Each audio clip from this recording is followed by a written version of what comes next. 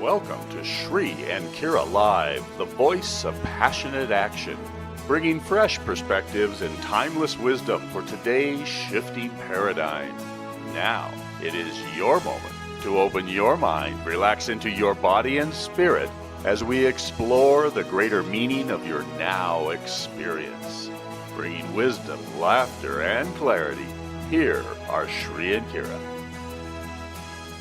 Well, namaste, beloved angels of light, beloved beautiful beings on this planet, and Shri and I are here with you right now. Bienvenidos. Was that bienvenidos? Well, that's the way I say it. It is the way you say it. And you know, I love that because isn't it extraordinary? Here we are celebrating the last Sunday of October. You made it. You are here and you are ready and you are open. And oh my goodness, are we guided? What a powerful month indeed. Yeah. We have danced with the lunar. We have danced with the solar. We've danced with Mercury. Yeah, we have re-danced with... And we have reset ourselves to neutral. And that's the blessing is that, you know, Mercury is now out of retrograde. We had that extraordinarily stunning and powerful solar eclipse just a few days ago. And now we're heading into an incredibly passionate, intense, yet beautiful. And Shri and I are calling it No December because November and December are really going to be one energy. And if you're catching us in the archives anytime after October 28th, be sure you go to our YouTube channel, officialshriandkira.com, and watch the video for the November. I got to get that word together yet. The November-December predictions and energy revelations. We're going to be talking a lot about the energy revelations and a lot about the actual ways that things are gathering together. And this is why I just love, Shri, where we're going to not only culminate October with this show, but really bridge into November. Absolutely. You know, every one of us is creating our future through our actions and choices in this now. And while that fact has always been so, it seems that the potency of our choices, the potency of our path is more visible, more profound, more present than ever before.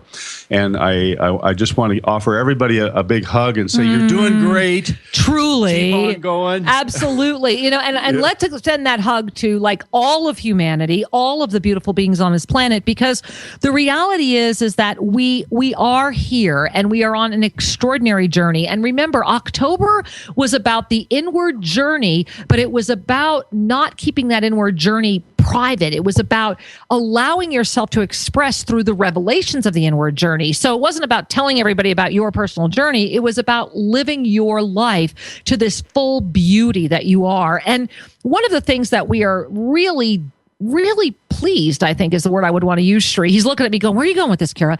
But I think we're really pleased about... I'm happy to be pleased. is that in October, there has been such an extraordinary energy of worldwide momentum moving into this energy of cooperation. You know, all this year, Shri and I have really been sharing about the energy of cooperation versus competition and making sure that we all have the opportunity to dive deeply into our own heart space and realize that there is a cycle of plenty for all, even though for many, they're choosing to dive into the absolute opposite of that, which looks like a cycle of lack. And that's kind of where we're going today. We're going to be talking about cycles, but in a very different way. Well, you know, and one of the things that pops up in my mind as I hear you say that is our news is, and I'm talking about the conventional news. Right, yeah, mainstream news, yeah. It's so filled with polarizing sound bites. Oh, absolutely. Where the lack of substance, but the heaping serving of alarm is the very... heaping serving of alarm. is very present.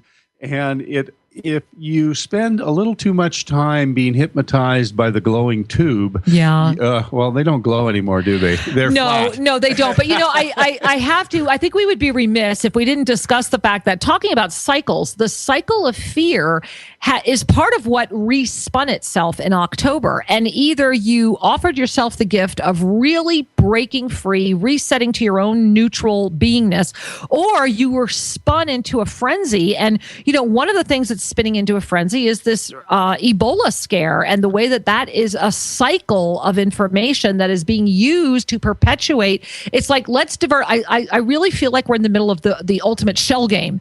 It's like, divert everybody's attention over here. It without wanting to sound conspiratorial or paranoid.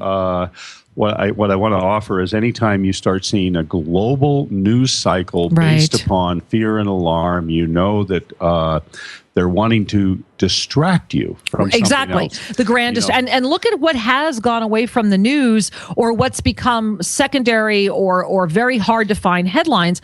And we have this gathering, this weaving of energy. And this is what's so important to look at as we culminate this energy of October, as we offer ourselves this restoral, renewal, refreshed life, reinvigorated experience, as we allowed ourselves this beauty. It's time to start looking at the weaving of the generations on our planet. We are especially moving into November and December, which we're seeing really as one energy in these 2 months. It's very much about gathering I guess I want to say the raw materials for the tapestry. The raw materials. There are so many generations and energies, soul energies that are interplaying at this time.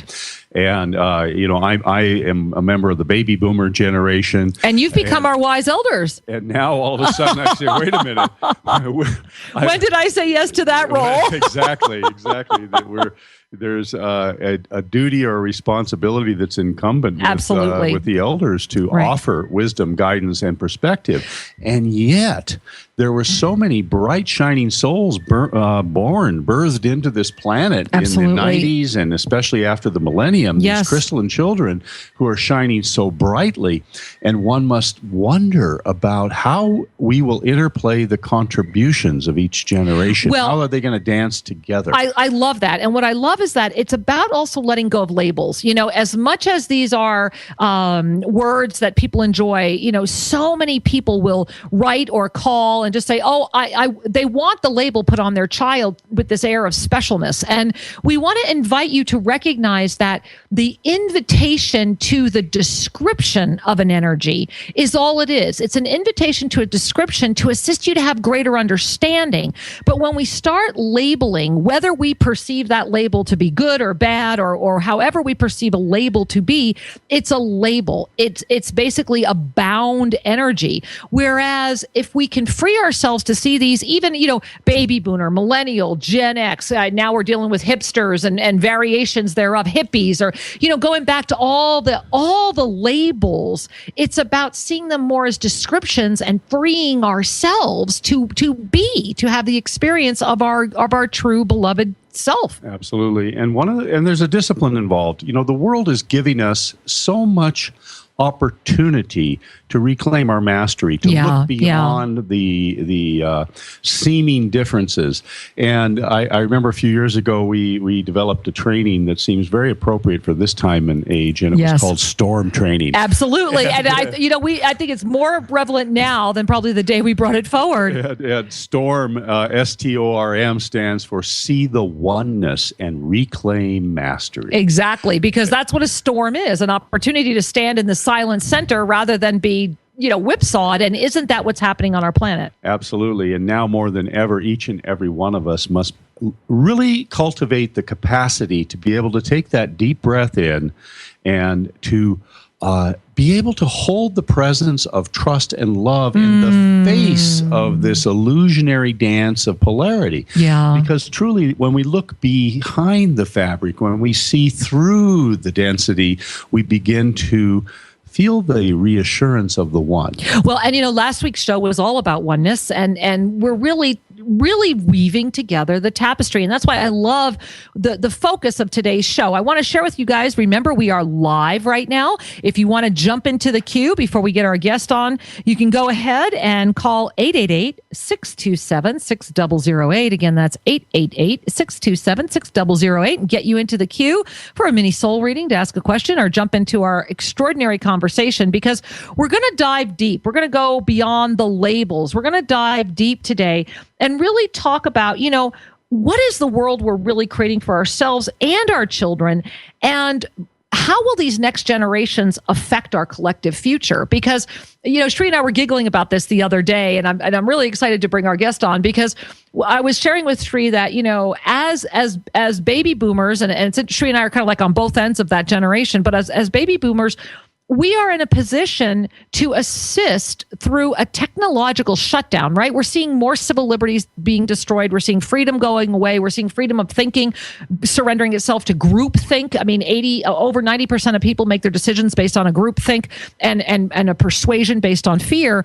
And that there is an opportunity to synergize, work together, to see the weaving of this tapestry so that we can all come together to support ourselves, our beloved planet, our beloved expansion of the divinity that we are. So it's a very exciting show, and I'm very excited to be culminating October with this energy. Absolutely, because it's a big world, and it's time for each of Getting bigger or smaller.